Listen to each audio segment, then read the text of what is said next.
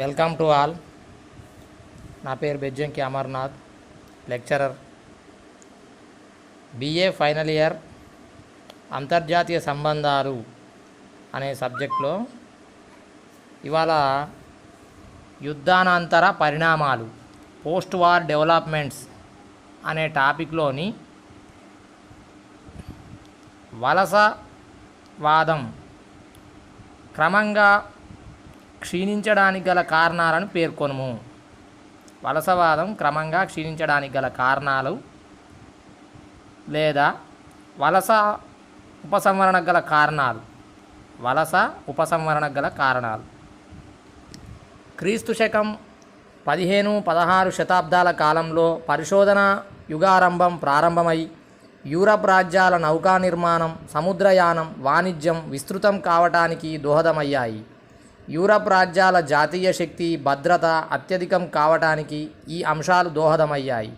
అవి సామ్రాజ్యవాద రాజ్యాలుగా మారటానికి ఉపకరించాయి. కాలం గడిచే కొలది చరిత్ర గమనంలో సామ్రాజ్యవాద రాజ్యాల మధ్య వైరుధ్యాలు, ప్రజాస్వామ్య ధోరణులు, జాతీయ విమోచన ఉద్యమాలు, వలసవాద వ్యతిరేక ధోరణులు మొదలగు అంశాలు వలస రాజ్యాల దోపిడీ విధానాల నుండి, అణచివేత చర్యల నుండి వలస ప్రాంతాలలోని ప్రజలు విముక్తి పొందటానికి దోహదమయ్యాయి. 1914 సంవత్సరంలో మొదటి ప్రపంచ యుద్ధం ప్రారంభమైన నాటి నుండి వలస ప్రాంతాలలోని ప్రజలు వలస రాజ్యాల దోపిడీ విధానాల నుండి విముక్తం కావటానికి తగిన ఆలోచనలు, చర్యలను ప్రారంభించడం జరిగింది. మొదటి ప్రపంచ యుద్ధం ముగిసిన తర్వాత మిత్రరాజ్యాలు వెనుకబడిన మరియు వలస ప్రాంతాల అభివృద్ధికి తోడ్పడే విధంగా అధిష్ట పాలనా కమిషన్ను నియమించి నానాజాతి సమితికి బాధ్యత వహించే విధంగా నిర్ణయించారు. రెండవ ప్రపంచ యుద్ధ పరిణామాల ఫలితమైన ఐక్యరాజ్య సమితి స్థాపనతో వలస పాలన యుగాంతానికి నాంది పలకటం జరిగింది. వలసవాదం క్షీణించడానికి లేదా అంతరించడానికి దోహదమైన కారణాలను స్థూలంగా ఈ క్రింది విధంగా పేర్కొనవచ్చు. జాతీయవాదం శతాబ్దాల తరబడి అన్ని విధాల అజ్ఞాతంగాను అజ్ఞానంలో ఉన్న ఆఫ్రో ఆసియా రాజ్యాలు శ్వేతజాతీయుల ప్రవేశంతో మిగిలిన ప్రపంచ రాజ్యాలతో కలపబడినాయి. తెల్లవాని భారంగా పేర్కొనబడిన సిద్ధాంతం వలస విధానం అన్ని విధములైన దోపిడీకి దారితీసి అమానుష దశకు చేరటంతో వలస ప్రాంతాలలో తిరుగుబాట్లు తలెత్తాయి. పాశ్చాత్య విద్యా విధానం, రవాణా సౌకర్యాలు, వార్తాపత్రికలు మొదలగు అంశాలు వలస ప్రాంతాలలోని ప్రజలలో ఐక్యతా భావాన్ని కల్పించటానికి వీలు కలిగించాయి. ఆక్స్ఫర్డ్ విశ్వవిద్యాలయంలో విద్యనభ్యసించిన ఆఫ్రో ఆసియన్ ప్రముఖులు ఉదారవాద ఆశయాలచే ప్రభావితులై తమ దేశాలకు తిరిగి వెళ్ళి జాతీయోద్యమాలను నిర్వహించారు. ఫ్రెంచి వలస ప్రాంతాలలో నివసించే ప్రజలలో సోషలిస్టు భావాలు గలవారు, తీవ్రవాదులు, మానవ హక్కుల సంఘ సభ్యులు విప్లవ భావాలను రేకెత్తించి వలస ప్రాంతాలు స్వపరిపాలన పొందటానికి కృషి చేశారు. ప్రెసిడెంట్ విల్సన్ ప్రతిపాదించిన 14 అంశాలలో ఒకటైన జాతి ప్రజల స్వయం నిర్ణయాధికారం అమెరికా ఆర్థిక చొరవను ఆయా దేశాలలో తగ్గించి జాతీయవాదం వృద్ధి చెందటానికి ప్రేరణనిచ్చింది. మార్క్సిజం ప్రభావం వలస ప్రాంతాలలో అణగదొక్కబడిన ప్రజల్ని మార్క్సిజం కూడా ప్రభావితం చేసింది. 1907 నాటి రెండవ కమ్యూనిస్టు ఇంటర్నేషనల్ సమావేశంలో చేసిన నిర్ణయాలు వలస ప్రాంతాలలోని ప్రజలను సామ్రాజ్యవాదులకు వ్యతిరేకంగా తిరగబడటానికి దోహదమయ్యాయి. మార్క్సిస్టు సిద్ధాంతం ఆధారంగా 1917లో రష్యాలో బోల్షివిక్ విప్లవం ప్రజ్వరిల్లి చారిత్రక ప్రాధాన్యతను పొందింది. వివిధ దేశాల కమ్యూనిస్టు పార్టీల ప్రతినిధులు సమావేశమైన కొమ్మింగ్టన్ అసెంబ్లీలో సోవియట్ కమ్యూనిస్టు పార్టీ సామ్రాజ్యవాద రాజ్యాల వలస వ్యతిరేక విధానాన్ని అనుసరించాలని స్పష్టం చేసింది. ఇస్లాం మత ప్రభావం ఆఫ్రో ఆసియా ప్రజలను పైన పేర్కొన్న సిద్ధాంతాలే కాక 3 భిన్నమైన ఆలోచనా ధోరణులు వారిలో సమైక్యతా భావాన్ని పెంచి పోషించాయి. అందులో మొదటిది ఇస్లాం మత ప్రభావం. ఐరోపాయేతర మతంగా ఇస్లాం మతం విస్తృతంగా ప్రచారం చేయబడింది. వలస విధానానికి గురైన ముస్లిం రాజ్యాలలో ఇస్లాం మతం స్థానికులను యూరోపియన్ల నుండి వేరు చేసింది. ఇస్లాం మతం పట్ల పెరిగిన విశ్వాసం వలసవాదుల్ని ఆ రాజ్యాల నుండి తరిమి కొట్టడానికి ప్రేరణనిచ్చింది. 19వ శతాబ్దంలో ఇస్లాం రాజ్యాలలో అధిక భాగం యూరప్ ఆధిపత్యం కింద ఉండటంతో పాశ్చాత్య సంబంధం మేధా సంపత్తిని ఇస్లాం సౌభ్రాతృత్వాన్ని ఐక్యతను పెంపొందించడానికి దోహదమయ్యింది. యూరప్ మొదటి ప్రపంచ యుద్ధం జరుగుతున్న కాలంలో ముస్లిం వలసలు మిత్రరాజ్యాలతో సహకరించడానికి బదులు ఐరోపా వలసవాదం నుండి విముక్తి పొందాలని ఆశించాయి. వలస విధానానికి వ్యతిరేకంగా 1931లో ప్రపంచ ఇస్లాం రాజ్యాల కాంగ్రెస్ సదస్సు జరిగింది.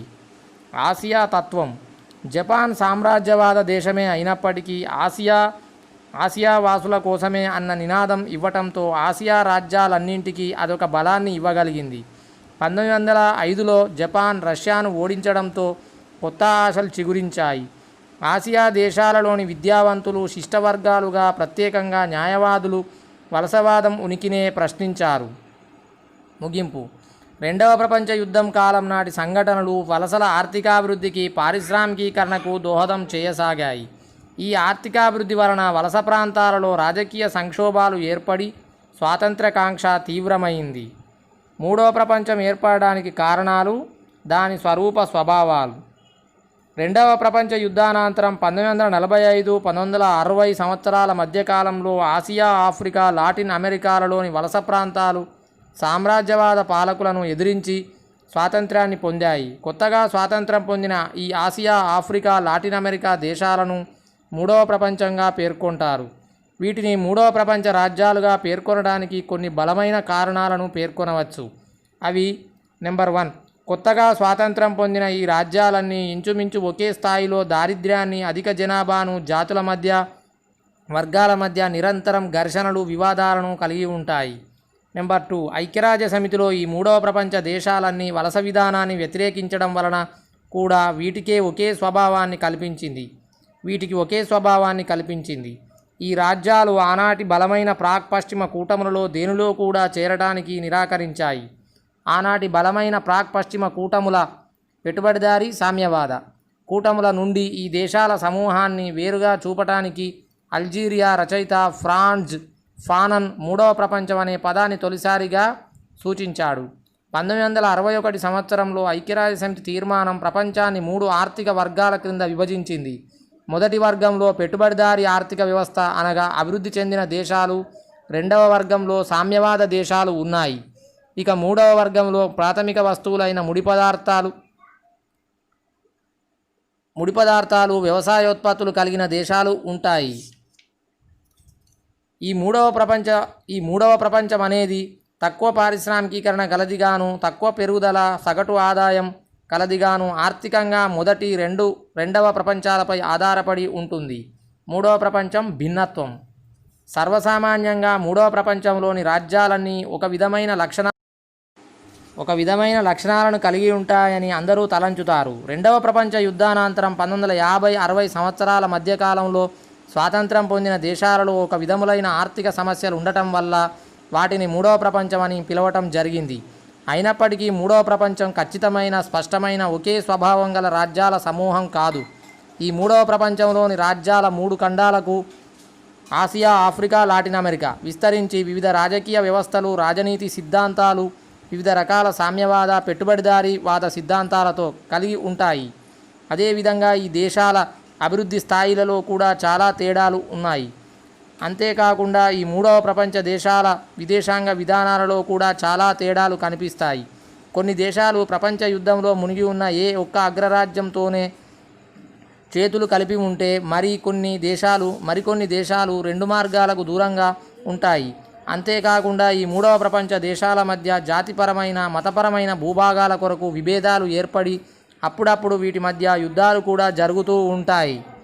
మూడవ ప్రపంచం ఐక్యతా ప్రయత్నాలు. మూడవ ప్రపంచ దేశాల మధ్య కొన్ని సామాన్యమైన భేదాలు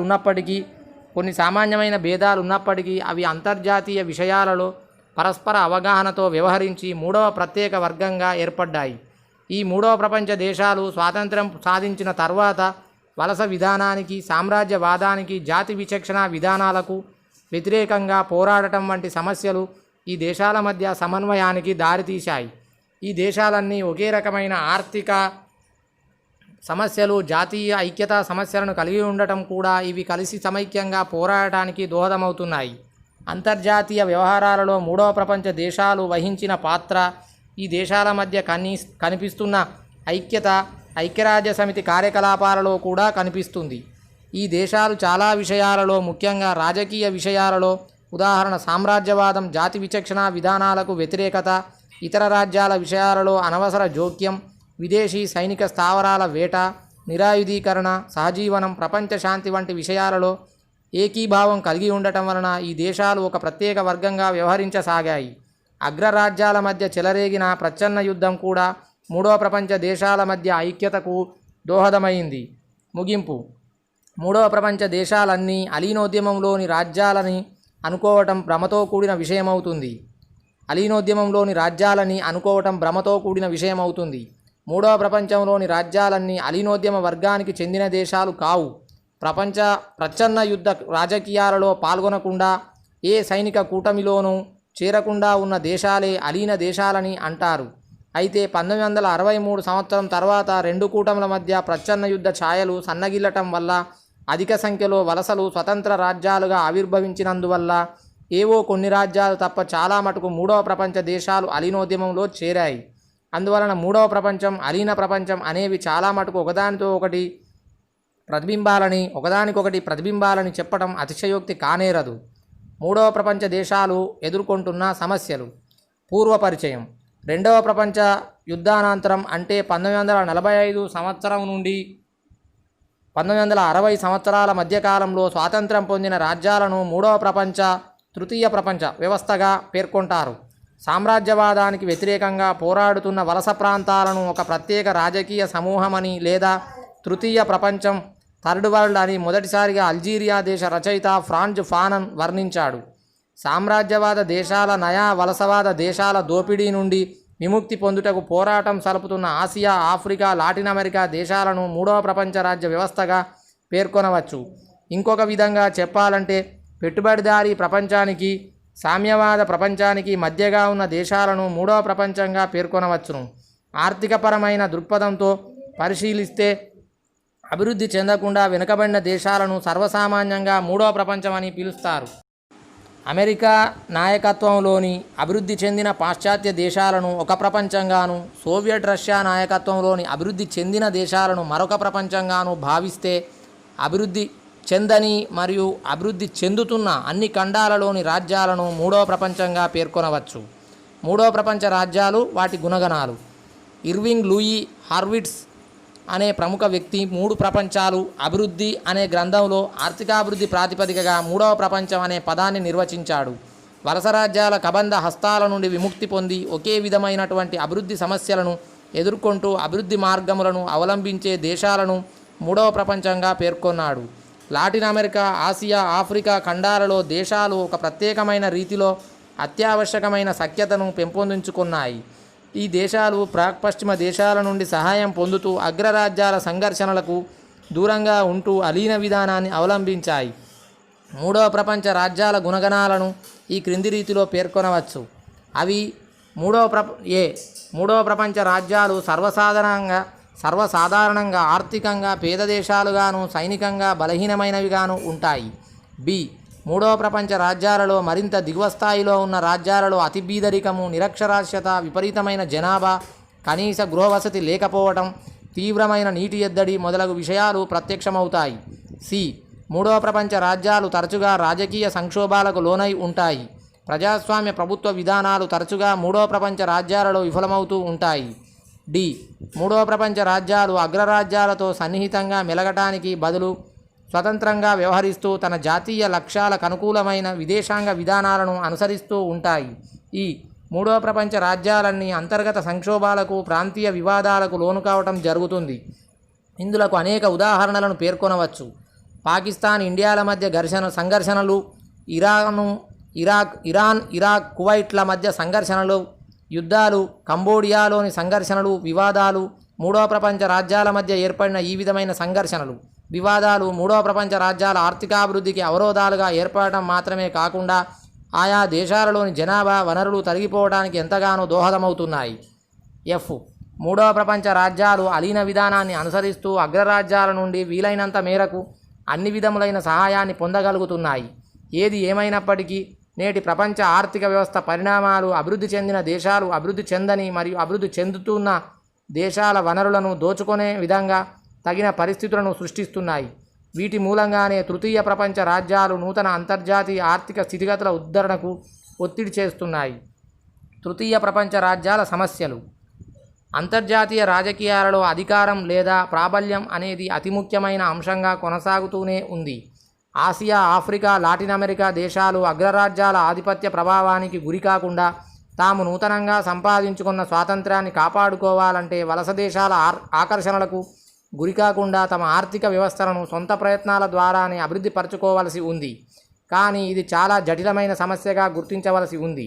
మూడవ ప్రపంచ రాజ్యాలు ఎదుర్కొనే సమస్యలను ఈ క్రింది విధంగా పేర్కొనవచ్చు. నెంబర్ 1, జనాభా సంక్షోభం. మూడవ ప్రపంచ దేశాలు ప్రజల పేదరికానికి మూల కారణమైన జనాభా విస్తరణ సమస్యను ఎదుర్కొనవలసి వచ్చింది. నిరంతరం పెరుగుతున్న జనాభా పెరుగుదల రేటు కూడా ఆర్థికాభివృద్ధిని కుంటుపరిచి ప్రజల జీవన ప్రమాణ స్థాయిలలో కూడా వృద్ధిని నిరోధిస్తున్నది. వైద్య రంగంలో సాధించిన ప్రగతి, అంటువ్యాధుల నిర్మూలన వలన మరణాల రేటు తగ్గిపోయింది. జనాభాలోని 60% తగినంత ఆహారం లేక నిరంతరం పౌష్టికాహారం లోపం వలన ప్రతిరోజు 10,000 మంది మరణించడం జరుగుతుంది. మూడవ ప్రపంచ దేశాలలో ఆరోగ్య సౌకర్యాల విషయంలో ఉన్న అసమానతలను మించిన అసమానతలు వేరొకటి లేవు. అదియునుగాక ఉన్న సౌకర్యాలన్నీ ధనిక వర్గాలకు మాత్రమే అందుబాటులో ఉన్నాయి. కాబట్టి జనాభా నియంత్రణ, వారికి సంబంధించిన ఆరోగ్య సౌకర్యాలను సమకూర్చలేకపోవటం, పౌష్టికాహారాన్ని అందివ్వలేకపోవటం వంటి సమస్యలను తృతీయ ప్రపంచ రాజ్యాలు ఎదుర్కోవలసి వచ్చింది. నెంబర్ 2, సామాజిక వైవిధ్యాలు. ఈ మూడవ ప్రపంచ దేశాలలోని సామాజిక వ్యవస్థలలో అనేక భేదాలున్నాయి. పాపువా న్యూగినియా, ఇథియోపియా, మాల్వీ, బెర్ముడాలలోని సంపూర్ణ సాంప్రదాయక సమాజాలను అర్జెంటీనా, తైవాన్ మొదలగు దేశాలను పారిశ్రామికీకరణ చెందిన ఆధునిక సమాజాలతో పోల్చుటకు వీలు లేదు. సాంప్రదాయక సమాజాలు కలిగి ఉన్న దేశాలు అధికంగా గ్రామీణ స్వరూపాన్ని కలిగి ఉండటంతో పాటు పేదరికాన్ని కూడా కలిగి ఉండటం ప్రముఖమైన లక్షణంగా మారింది. ఈ సాంప్రదాయక సమాజాలలో 80% నుండి 90% వరకు గల ప్రజలు వ్యవసాయం, చేతి వృత్తులలో నిమగ్నమై ఉంటారు. వ్యవసాయేతర వృత్తులపై ఆధారపడే వారిని వేళ్లపైన లెక్కించవచ్చు. ఒక ప్రాంతం నుండి వేరొక ప్రాంతమునకు ప్రజలు తరలిపోవడం వంటి విషయాలు అతి తక్కువగా ఉంటాయి. అభివృద్ధి చెందుతూ ఉన్న దేశాలలో ఉన్నటువంటి భేదాలను బట్టి ఆయా దేశాల ఆర్థిక, సాంఘిక, రాజకీయ స్వభావాలు, అవి ఎదుర్కొంటున్నటువంటి సమస్యలు వేరువేరుగా ఉంటాయని చెప్పవచ్చు. కాబట్టి మూడవ ప్రపంచ దేశాలు అనేక సామాజిక, ఆర్థిక వైవిధ్యాలతో తలమునకలై ఆర్థికపరమైన అభివృద్ధిని సాధించుకోలేకపోవటం జరుగుతుంది. నెంబర్ 3, ఆర్థికపరమైన వైవిధ్యాలు. 1960 దశకంలో వలస స్థితి నుండి విమోచనం పొంది రాజకీయ స్వాతంత్రాన్ని సంపాదించుకున్న రాజ్యాలు తమ శక్తియుక్తులన్నింటినీ ఆర్థికాభివృద్ధికి వినియోగించడమే ప్రధాన లక్ష్యంగా ఎంచుకున్నాయి. అభివృద్ధి చెందని రాజ్యాలను ఐక్యరాజ్యసమితి గణాంకాలు 3 విధాలుగా పేర్కొంటాయి. ప్రైవేటు వాణిజ్యం, ఆర్థికంగా అభివృద్ధి చెందిన ఆర్థిక వ్యవస్థలు, కేంద్రీకృత ఆర్థిక వ్యవస్థ, ప్రాథమిక ఉత్పత్తులను చేస్తున్న దేశాలు, తక్కువ అభివృద్ధి చెందిన లేదా అభివృద్ధి చెందుతూ ఉన్న దేశాలు. అనేక పదాలు తరచుగా ఉపయోగపడుతున్నాయి. మూడవ ప్రపంచాన్ని ఆర్థిక వర్గీకరణగా సూచించే సందర్భంలో స్వాతంత్రానంతరం పేద దేశాలు సాధించినటువంటి అభివృద్ధి, పారిశ్రామికీకరణ మొదలగు అంశాలను పరిగణలోకి తీసుకోవలసి ఉంటుంది.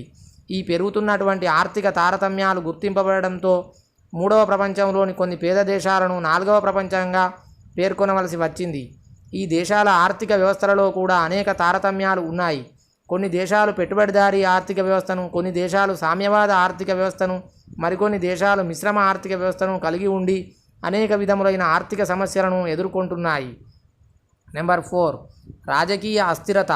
వలసలలోని వలస రాజ్యాలు సృష్టించిన రాజకీయ వ్యవస్థల స్వరూప స్వభావాల వలన వలస దేశాలలోని ప్రజలలో సాంస్కృతిక, జాతిపరమైన విభేదాలు సృష్టించబడ్డాయి. అన్ని వలస దేశాలలో శిష్టజనుల ప్రభుత్వాలను వలసవాద దేశాలు సృష్టించాయి. వలసవాద శక్తుల చేత సృష్టించబడిన ఈ శిష్టజనులు వలస దేశాలలోని సామాన్య ప్రజలకు దూరంగా ఎలాంటి సంబంధం లేకుండానే ఉంటారు. వలసవాదులచే వలస ప్రాంతాలలో సృష్టించబడిన జాతి విద్వేష సంబంధమైన విషయాలు ఈనాటికి స్వాతంత్ర్యం పొందిన తృతీయ ప్రపంచ రాజ్యాలు రాజకీయ అస్థిరతకు దోహదమై జటిల సమస్యగా మారింది. నెంబర్ 5, సైనిక తిరుగుబాటు. నూతనంగా స్వాతంత్రం పొందిన ఈ తృతీయ ప్రపంచ రాజ్యాలలో ప్రజాస్వామ్య వ్యవస్థలు సక్రమంగా పనిచేయటం లేదు. ఈ దేశాలలోని జాతీయ సైన్యాలు కూడా వలసవాద రాజ్యాల కాలం నాటి వారసత్వాన్ని పుణికిపుచ్చుకున్నాయి. ఈ జాతీయ సైన్యాలే వాటి సైనికాధిపతులే రాజకీయ అధికార పోరాటంలో నిమగ్నమై దేశ ప్రజల సంక్షేమాన్ని విస్మరించడం జరుగుతుంది. ఆఫ్రికా, ఆసియా, లాటిన్ అమెరికా దేశాలలో సంభవిస్తున్న సైనిక తిరుగుబాట్లను ఉదాహరణలుగా పేర్కొనవచ్చు. నెంబర్ 6 ఆయుధాల పోటీ. తృతీయ ప్రపంచ రాజ్యాలన్నీ ఏదో ఒక విధంగా ఆయుధాల పోటీలోకి లాగబడ్డాయి. నిరంతరం పెరుగుతున్న ఈ మూడవ ప్రపంచ దేశాల సైనిక వ్యయం వీటి ఆర్థిక వ్యవస్థలకు మోయలేని బరువుగా తయారైంది. 1965లో ఇండోనేషియాలో సంభవించిన కమ్యూనిస్టు వ్యతిరేక సైనిక తిరుగుబాటు, నైరోబీలో ఫ్రెంచు, బెల్జియం, అమెరికన్ సైనిక జోక్యం, చిలీలో సంభవించిన తిరుగుబాట్లు ఉదాహరణలుగా పేర్కొనవచ్చు. తృతీయ ప్రపంచ రాజ్యాలలో పెరుగుతున్న ఆయుధాల పోటీ వ్యయభారం ఆయా దేశాల ఆర్థికాభివృద్ధికి తీరని ఆటంకంగా ఏర్పడింది. నెంబర్ 7 నయా వలస విధానం. మూడవ ప్రపంచ రాజ్యాలు నయా వలసవాద సమస్యను కూడా ఎదుర్కొనవలసి వచ్చింది. వలసవాద ఆర్థికాభివృద్ధికి పద్ధతులు, ధనిక దేశాల ఆర్థికాధిపత్యం, సహాయ రాజకీయాలు, నిరంతరం పెరుగుతున్న బహుళజాతి సంస్థల ఆధిపత్యం మూడవ ప్రపంచ దేశాలలో అభివృద్ధికి, సంపద పునఃపంపకానికి దారితీయకుండా ధనిక దేశాలపైన ఎక్కువగా ఆధారపడేటట్లు చేస్తున్నాయి. మూడవ ప్రపంచ దేశాలన్నీ ఈ విషవలయాలను ఛేదించుకొని విప్లవాత్మకమైన మార్పులు తెచ్చేటంత వరకు పేదరికం అనే సమస్యకు పరిష్కార మార్గం లేదు. ముగింపు. తృతీయ ప్రపంచ దేశాల సాంప్రదాయ సమాజాలపై పూర్తిగా కొత్తదైన పాశ్చాత్య ఆలోచన వైఖరులను అమలుపరచడం, పేద దేశాలలో వీలైనంత వరకు పెట్టుబడిదారీ విధానాన్ని ప్రవేశపెట్టడం, సాంప్రదాయిక వృత్తులను సంపూర్ణంగా పెకలించడం జరిగింది. పేదరికం, నిరుద్యోగం మూడవ ప్రపంచ దేశాలు ఎదుర్కొంటున్న అతి ముఖ్యమైన అపరిష్కృతమైన సమస్యలుగా పేర్కొనవచ్చు. మరికొన్ని దేశాలలో ధనవంతులు, పేదవారికి మధ్య ఉన్న విపరీతములైన వ్యత్యాసాలను తగ్గించడానికి ఉత్పత్తులను పెంచడం జటిల సమస్య అయింది. మూడవ ప్రపంచ దేశాల సమిష్టి ఉద్యమాలను వివరింపుము. మూడవ ప్రపంచ దేశాల ప్రధాన సమస్యలను, సమిష్టి తత్వాన్ని వెలుగులోకి తీసుకురావడానికి ప్రారంభం నుండి అలీనోద్యమ శిఖరాగ్ర సమావేశాలలో తీసుకున్న నిర్ణయాలు ఎంతగానో దోహదమయ్యాయి. మూడవ ప్రపంచ రాజ్యాలలో ఐక్యతను, సమిష్టితత్వాన్ని పెంచడానికి 1961 నాటి బెల్గ్రేడ్లో జరిగిన అలీనోద్యమ శిఖరాగ్ర సమావేశం ఎంతగానో దోహదమయ్యింది. ఆనాటి బెల్గ్రేడ్ అలీనోద్యమ శిఖరాగ్ర సమావేశంలో మూడవ ప్రపంచ దేశాలు ముక్తకంఠంతో వెంటనే బేషరతుగా పూర్తిగా వలసరాజ్య విధానం రూపుమాపబడాలి అనే నిర్ణయాన్ని చేశాయి. Jawaharlal Nehru, Marshal Tito, Gamal Abdul Nasser Ahmed, Sukarno మొదలగు ప్రముఖ నాయకులు ఇంకా ఇతర మూడవ ప్రపంచ రాజ్యవేత్తలతో 1961లో బెల్గ్రేడ్లో సమావేశమై మూడవ ప్రపంచ దేశాల నేతల మధ్య ఉన్న విభేదాలను అగ్రరాజ్యాలు ఉపయోగించుకొనరాదని హెచ్చరించారు. మరల 1988 సెప్టెంబర్లో బెల్గ్రేడ్లో జరిగిన అలీనోద్యమ శిఖరాగ్ర సమావేశంలో పాల్గొన్న మూడవ ప్రపంచ రాజ్యాల నేతలు మరొకసారి మూడవ ప్రపంచ దేశాలలో పెంపొందవలసిన సమిష్టి కార్యాచరణ పథకాలను గురించి తీవ్రంగా చర్చించడం జరిగింది. ఢిల్లీ ప్రకటన 1955 డిసెంబర్. మూడవ ప్రపంచ దేశాలు అభివృద్ధి చెందడానికి మార్గం సుగమం చేయటానికి ఢిల్లీలో చేసిన ప్రకటన అత్యంత ముఖ్యమైనది. సంఘ జీవనానికి అహింసను ప్రాతిపదికగా అంగీకరిస్తూ సర్వ వినాశక ఆయుధరహితమైన ప్రపంచ సృష్టికి సోవియట్ యూనియన్ అంగీకరించింది. దీని మూలంగా సంఘర్షణలకు బదులు సంప్రదింపుల ద్వారా పరస్పర సమస్యలను పరిష్కరించుకోవడానికి ప్రయత్నించినందువలన అగ్రరాజ్యాల జోక్యాన్ని కూడా పరిమితం చేయవచ్చునన్న భావం మూడవ ప్రపంచ దేశాలలో సర్వత్రా వ్యక్తమైంది. అలీనోద్యమ వ్యవస్థాపకులు ఊహించిన విధంగానే మూడవ ప్రపంచ రాజ్యాలు అన్యోన్య సంప్రదింపులకు సిద్ధమయ్యాయి. ఆఫ్రికా నిధి. తృతీయ ప్రపంచ రాజ్యాలలో పరస్పర సహకారము, అభివృద్ధి కొరకు జరుగుతున్న ప్రయత్నాలలో చెప్పుకోదగిన మరొక పరిణామం ఆఫ్రికా నిధిని ఏర్పాటు చేయడం అని పేర్కొనవచ్చు. పశ్చిమ దేశాలు, సోషలిస్టు దేశాలు కూడా ఈ నిధికి ఉదారంగా నిధులు సమకూర్చాయి. అతి తక్కువ అభివృద్ధి చెందిన దేశాలు కూడా ఈ నిధికి విరాళాలను సమకూర్చాయి. అంతర్జాతీయ సంస్థలు కూడా ఈ నిధికి విరాళాలను సమకూర్చాయి. ఈ భూమి 4 దిశల నుండి కారుణ్య భావాలు గల స్త్రీ పురుషులందరూ ఒకే వేదికపైకి వచ్చి మానవ హక్కులపై విశ్వాసాన్ని పెంచుకొని తృతీయ ప్రపంచ రాజ్యాల అభ్యున్నతికి తోడ్పడవలసి ఉంది. ఆక్రమణ ఆకాంక్షను నిరోధించుకునే ప్రవృత్తి. ప్రత్యక్ష వలస రాజ్య విధానం అంతమైనప్పటికీ అంతకంటే సున్నితమైన విధానాల ద్వారా రాజకీయమైన ఆక్రమణను సాధించుకొనడానికి కృషి కొనసాగుతూనే ఉంది. సైనిక శక్తితో ఆక్రమణ జరపడం తగ్గిపోయినప్పటికీ పరోక్షంగా భిన్నమైన చర్యల ద్వారా తృతీయ ప్రపంచ దేశాల ఆక్రమణలకు ప్రయత్నాలు జరుగుతూనే ఉన్నాయి. మూడవ ప్రపంచ దేశాలు వాటిని నిరోధించడానికి ప్రయత్నం చేయాలి. భూమిపై జీవితపు మనుగడకు ప్రకృతి ప్రసాదించిన వరాలను కాపాడుకొని పరిసరాలను సంపూర్ణంగా పరిరక్షించుకోవడం మూడవ ప్రపంచ దేశాలకు చాలా అవసరం. తమ స్థానిక అవసరాలకు అనువైన పంటలను, పరిశ్రమలను తృతీయ ప్రపంచ రాజ్యాలు స్థాపించుకోవాలి. కానీ అగ్రరాజ్యాలు అంతర్జాతీయ వ్యాపార సంస్థల ప్రయోజనాలకు అనువైన వాటిని ఉత్పత్తి చేయటంలో భాగస్వామ్యం తీసుకోవటం తృతీయ ప్రపంచ రాజ్యాల మనుగడకు అంతగా ఉపయోగపడదు. తృతీయ ప్రపంచ రాజ్యాలు తమ రాజకీయ స్వేచ్ఛ, స్వాతంత్రాలకు, స్థిరత్వానికి అభివృద్ధి చెందిన అగ్రరాజ్యాల ఆర్థిక పీడన ద్వారా వచ్చే ప్రమాదాలను, ఆక్రమణను ఎదుర్కొనడానికి సమైక్యంగా కృషి చేయవలసి ఉంది. అలీనోద్యమం, మూడవ ప్రపంచ రాజ్యాలు. అలీనోద్యమం ఆధ్వర్యంలో మూడవ ప్రపంచ దేశాలు ప్రపంచవ్యాప్తంగా ఉన్న ఆర్థిక వనరులపై సంపన్న దేశాల గుత్తాధిపత్యాన్ని సవాల్ చేస్తున్నాయి. అధిక సంఖ్యాకుల అవసరంతో నిమిత్తం లేకుండా కొద్దిమంది మాత్రమే ప్రపంచ భౌగోళిక ఆర్థిక వనరులపై పెత్తనం చెలాయిస్తున్న సంఘటనలను తృతీయ ప్రపంచ రాజ్యాలు సమైక్యంగా ఎదుర్కొనవలసి ఉంది. కొద్దిమంది స్వల్పకాలిక ప్రయోజనాల సాధన కొరకు అధిక సంఖ్యాకుల దీర్ఘకాలిక ప్రయోజనాలను తాకట్టు పెట్టవలసిన దుస్థితిని మూడవ ప్రపంచ రాజ్యాలు అలీనోద్యమం ద్వారా ఎదుర్కొంటున్నప్పటికీ అంతరం అదే విధంగా కొనసాగుతూనే ఉంది. ప్రస్తుతం అంతర్జాతీయ ఆర్థిక వ్యవస్థ. మూడవ ప్రపంచ దేశాల పురోభివృద్ధికి జరిగే కృషి, అంతర్జాతీయ రంగంపై దాని ప్రభావాన్ని గురించి తెలుసుకోవడానికి ప్రస్తుత అంతర్జాతీయ ఆర్థిక వ్యవస్థ స్వరూప స్వభావాన్ని, ఆ తర్వాత నూతన అంతర్జాతీయ ఆర్థిక వ్యవస్థ స్వరూప స్వభావాలను పరిశీలించవలసి ఉంటుంది. ముందుగా ప్రస్తుత అంతర్జాతీయ ఆర్థిక వ్యవస్థ అంటే ఏమిటో తెలుపవలసి ఉంది. రెండవ ప్రపంచ యుద్ధానంతర కాలం నుండి 1975 యుద్ధానంతర కాలం నుండి 1975 సంవత్సరాల మధ్యకాలంలో అమలులో ఉన్న అంతర్జాతీయ వ్యవస్థను ప్రస్తుత అంతర్జాతీయ ఆర్థిక వ్యవస్థ అని అంటారు. ప్రస్తుత అంతర్జాతీయ ఆర్థిక వ్యవస్థ 4 ప్రధాన సూత్రాలపై ఆధారపడి ఉంది. అవి: ఏ. విస్తారమైన బహిరంగ వ్యాపారం. బి. సాంకేతిక పరిజ్ఞానం, పెట్టుబడులను స్వేచ్ఛగా వినియోగించుకునే అవకాశాలు. సి. ముడి పదార్థముల సరఫరా అందుబాటులో ఉండడం. డి. అంతర్జాతీయ సహకారం అనేవి.